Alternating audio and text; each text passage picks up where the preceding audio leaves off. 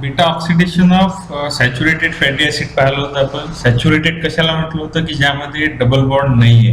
ठीक आहे, म्हणजे ही इथपर्यंतची जशी सिच्युएशन दिसत आहे आपल्याला, that is up to carbon 8.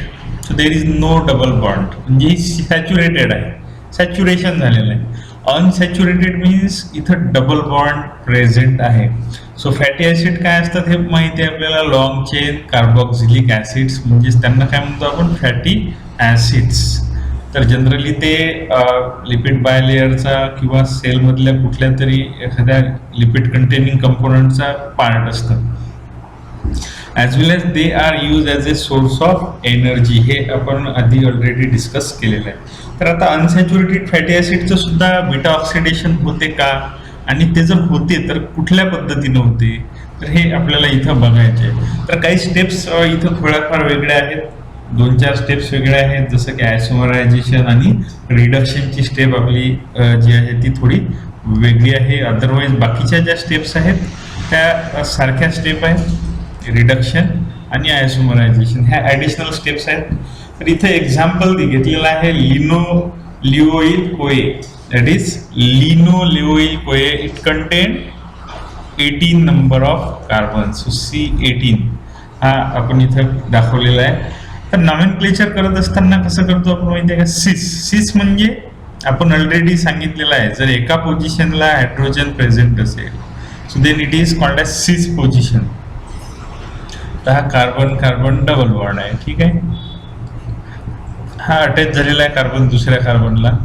Wien similar atoms और groups are present on same side of the plane across the double bond. ठीक आहे, तर ही एका साईडला प्रेझेंट आहे, then this situation is known as cis. आणि हे जेव्हा अपोजिट साईडला जर राहतील then it is called as trans. तर इथं सिस ही सिच्युएशन आपल्याला पाहायला मिळते. सो सिस डेल्टा 9. आता हे जे 9 आहे, so it indicates the position of carbon. आता हा सुपरस्क्रिप्ट यूज केलेला आहे आपण, superscript that is at the upper side of delta. डेल्टाच्या वरच्या साईडला 9 यूज केलेला आहे, म्हणजे 9th पोझिशनला सिस यूज केलेला आहे, म्हणजे सिस डबल बॉन्ड आहे. ठीक आहे, पुन्हा कॉमा सिस डॅश डेल्टा 12, म्हणजे पुन्हा 12th पोझिशनचा जो कार्बन आहे. नंबरिंग आपल्याला माहिती आहे ऑर्गॅनिक केमिस्ट्रीमध्ये ऑलवेज स्टार्ट होते फंक्शनल ग्रुप पासून.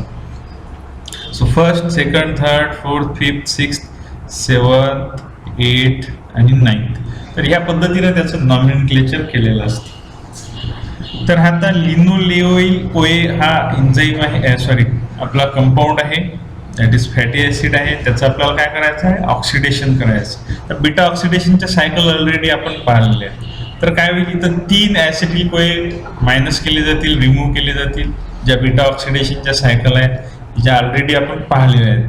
ऑलरेडी स्टेप्स आपण डिस्कस केलेल्या आहेत, कुठल्या कुठल्या आहेत. तर त्याच्या आधीचा व्हिडिओ जर तुम्हाला आठवत नसेल तर पुन्हा बघून घेऊ शकता तुम्ही. तर बीटा ऑक्सिडेशनच्या स्टेप झालेल्या आहेत, पण आता जे काही बीटा ऑक्सिडेशनचे एन्झाईम्स आहेत त्यांनी हे अशा प्रकारचं स्ट्रक्चर पाहिलेलं असतं. कारण आता हा डबल बॉन्ड बघा कुठल्या साईडला शिफ्ट झालेला आहे, डेल्टा 3 पोझिशन आणि डेल्टा 6, की जो आधी 9 होता आणि 12 होता. ठीक आहे, सिस डेल्टा 3. तर सिस ब्रेकडाऊन याला माहिती नाही आहे एन्झाईमला, जे की पुढचे एन्झाईम आहेत बीटा ऑक्सिडेशनचे. बघा बीटा ऑक्सिडेशनच्या दरम्यान कुठलंही सिस स्ट्रक्चर आपल्याला पाहायला मिळत नाही. Trans, always trans. तर त्यामुळे मग आता याचं कन्व्हर्शन दुसरीकडे होणं गरजेचं आहे, दॅट इज ट्रान्स पोझिशन मध्ये होणं गरजेचं आहे. सो दॅट्स वाय दी आयसोमरेज, की जो काय करेल, हा जो 3rd पोझिशनचा डबल बॉन्ड आहे तो 2nd पोझिशनला शिफ्ट करेल, आणि हा जो सी स्ट्रक्चर आहे त्याचं कन्व्हर्शन कशामध्ये करेल, ट्रान्स. ठीक आहे, ट्रान्स मध्ये याचं कन्व्हर्शन झालेलं आहे. बघा आता, म्हणजे आता हे कार्बन हा कार्बन यांच्यामध्ये डबल बॉन्ड, म्हणजे एक हायड्रोजन इथं असेल, एक हायड्रोजन इथं असेल, या अशा पद्धतीचं स्ट्रक्चर आता इथं आपल्याला तयार झालेलं दिसेल. या साईडला एक हायड्रोजन वर, म्हणजे अक्रॉस दी डबल बॉन्ड आता जे ॲटम किंवा ग्रुप ऑफ ॲटम आहेत ते अपोजिट साईडला आहेत, म्हणून पोझिशन कोणती झालेली आहे आता, ट्रान्स. तर 2nd पोझिशनला आहे म्हणून इट इज ट्रान्स डेल्टा 2. तर 6th पोझिशनचा जसे थे हे 6th पोझिशनला काय आलेलं आहे, कारण इथं बघा हे दोन कार्बन इथं रिमूव्ह केलेले आहेत, 2 कार्बन रिमूव्ह केलेले आहेत, 1 2 1 2 1 2, ठीक आहे, हे रिमूव्ह झालेले आहेत इथं. मग हा फर्स्ट पोझिशनला आला, सेकंड आणि हा थर्ड. तर मग आता हा डबल बॉन्ड काय केलेला आहे, सिम्पली इथं शिफ्ट केलेला आहे, ठीक आहे. आणि याचं कन्व्हर्शन कुठल्या फॉर्म मध्ये केलेलं आहे, सिसचं ट्रान्सफॉर्म मध्ये केलेलं आहे. जर हा व्हिडिओ पहिल्यांदा नाही समजला तर पुन्हा बघायचा आहे. नॉमेनक्लेचर क्लिअर झालं म्हणजे हा व्हिडिओ तुम्हाला समजायला सोपं जाईल, ठीक आहे. आणि याची प्रॅक्टिस करत राहायची आहे कंटिन्युअसली. तर याला जनरली काय म्हणतो आपण, इनोइल कोए म्हणतो. काय म्हणतो, इनोइल, ज्याच्यामध्ये डबल बॉन्ड आहे, इट इज कॉल्ड ॲज इनोइल कोए. आता नॉमेनक्लेचर देताना बघा, डेल्टा 3 डेल्टा 2, ठीक आहे, डेल्टा 3 डेल्टा 6 असायला पाहिजे इथं, डेल्टा 3 डेल्टा 6, किंवा आपण डेल्टा 3 असंही म्हटलं तरी चालेल, कारण 3चं पोझिशन कशामध्ये कन्वर्ट केलेलं आहे त्यांनी, 2 मध्ये कन्वर्ट केलेलं आहे. डेल्टा 3 ची जी पोझिशन आहे ती आता 2 मध्ये कन्वर्ट झालेली आहे. So that's why it is enoyl CoA isomerase, ठीक आहे. डेल्टा 3 डेल्टा 2 इनोइल कोए आयसोमरेज याला म्हटलेलं आहे. तर सिम्पली तुम्ही इनोइल कोए आयसोमरेज जरी म्हटलं तरी चालेल, काही हरकत नाहीये. सो नेक्स्ट, आता तुमचा जो प्रोडक्ट भेटलेला आहे it is trans delta 2 6 delta 6. आता याच्यामध्ये बघा बीटा ऑक्सिडेशनची सायकल होईल. इथं हे 2 कार्बन रिमूव्ह केले जातील, इथनं पुन्हा 2 कार्बन रिमूव्ह केले जातील, ठीक आहे. 1 सायकल झालेली आहे आणि first oxidation of second cycle झालेलं आहे. म्हणजे सेकंड सायकलचं जे फर्स्ट ऑक्सिडेशन आहे ते कम्प्लीट झालेलं आहे. एक ॲसिटिल कोए रिमूव्ह केलेला आहे आणि एक ॲसिटिल कोए रिमूव्ह केल्यानंतर इथनं इथं हा तुमचा जो कार्बन आहे हा फर्स्ट पोझिशनला आलेला आहे, नंतर थर्ड पोझिशनचा. तर ही फर्स्ट ऑक्सिडेशनची सायकल झालेली आहे. म्हणजे जो काही हे बघा, ही इथली ही जी सायकल आहे ही डिहायड्रोजिनेजची रिॲक्शन, हा इथं डबल बॉन्ड तयार झालेला आहे, इथं डबल बॉन्ड इथं तयार झालेला आहे. तर ही रिॲक्शन झाल्यानंतर पुन्हा काय होईल, इथं 2,4 डायइनोइल 2,4 डायइनोइल. डायइनोइल का म्हटलेलं आहे त्याला, कारण डबल बॉन्ड आहे म्हणून. इनोइल का म्हटलेलं आहे, कारण डबल बॉन्ड आहे. डाय का म्हटलेलं आहे, कारण 2 डबल बॉन्ड आहेत, ठीक आहे. सो डायइनोइल कोए रिडक्टेज, रिडक्शन होईल इथं. आणि इथं सोर्स ऑफ इलेक्ट्रॉन कोण असेल, NADPH, ठीक आहे. तर हे विसरायचं नाही, NADPH हा इथं इलेक्ट्रॉनचा सोर्स आहे. तर ही स्टेप आपण इथं पुन्हा दाखवलेली आहे सिम्प्लिसिटीसाठी.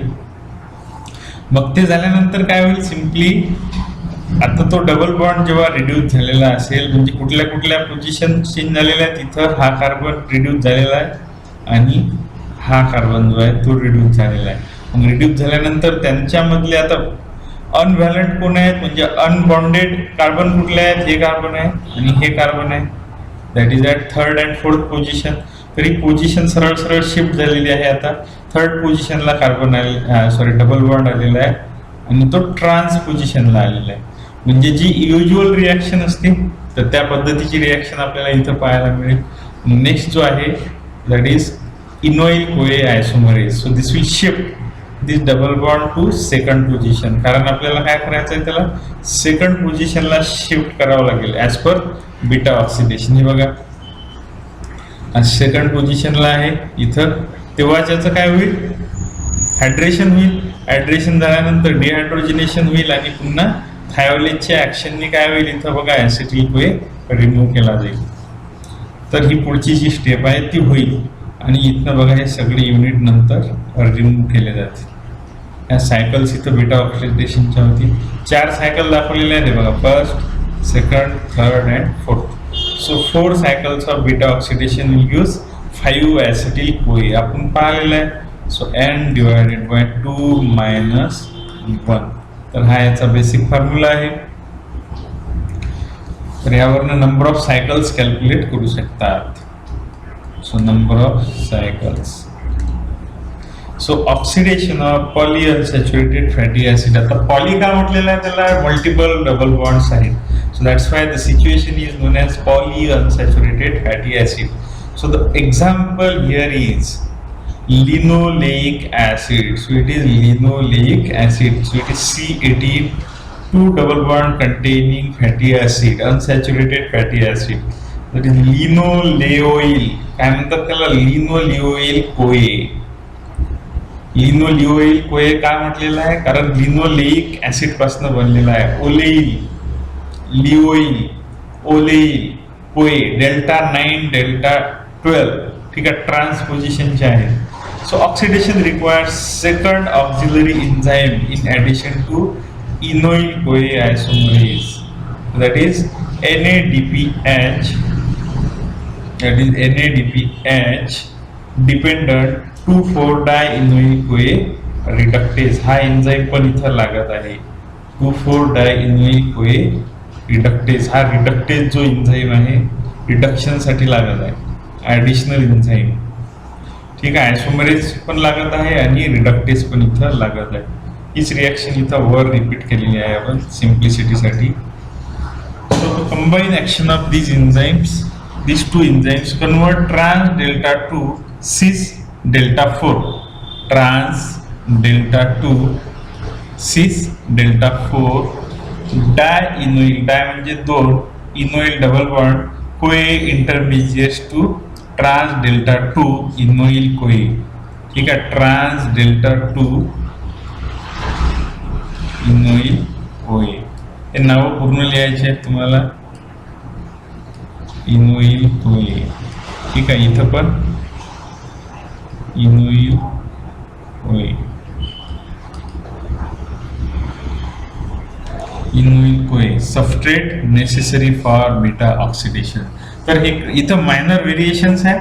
फक्त काय, जर फक्त सेपरेट जर हा लॉंग क्वेश्चन आला तर एक बीटा ऑक्सिडेशनची सायकल तुम्हाला इथं दाखवावी लागेल. पहिली इनिशियल जी आहे ती बीटा ऑक्सिडेशनची सायकल तुम्हाला कम्प्लिटली शो करावी लागेल आणि नंतर बाकीच्या स्टेप्स काढाव्या लागतील.